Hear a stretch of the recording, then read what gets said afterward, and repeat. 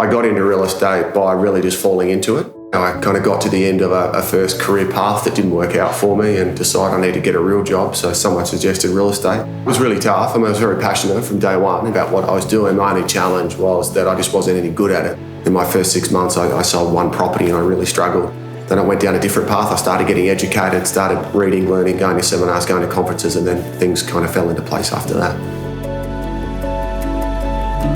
In those days, I heard about a guy in Sydney called John McGrath, who apparently ran a pretty good shop over there. So I jumped on a plane and I started attending John's conferences. And I'd take those ideas and I'd bring them back to Adelaide, and then my real estate career changed like that overnight.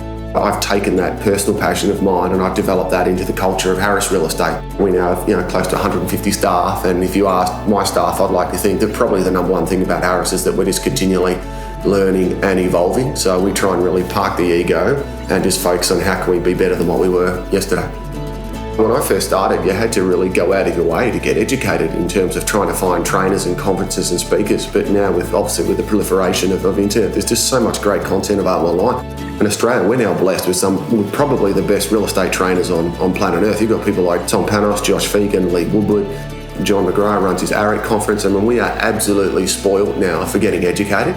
So if you're an agent out there right now and you're not where you want to be in your real estate career, it's not your principal's fault. It's not, the people around your fault. You've got so much information at your fingertips. There's no reason why you can't thrive in any environment if you're prepared to engage with those people for your education. I think the main thing to understand with the audience maximizer, it's a much more contemporary strategy marketing to today's consumer.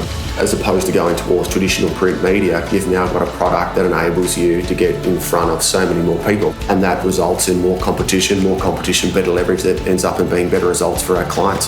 So it's a much more modern day strategy to targeting the appropriate audience. I think one of the best things I learned probably early in my career is that real estate is a really noisy business. It's a business where everybody's first to kind of jump on the pedestal and say, look at me, I just listed a house or I just sold a house. And so there's a lot of fluff and a lot of noise. But the reality is what I learned in the early days is what is real cannot be threatened. So if you're genuinely good at what you do, that will be a sustainable career path.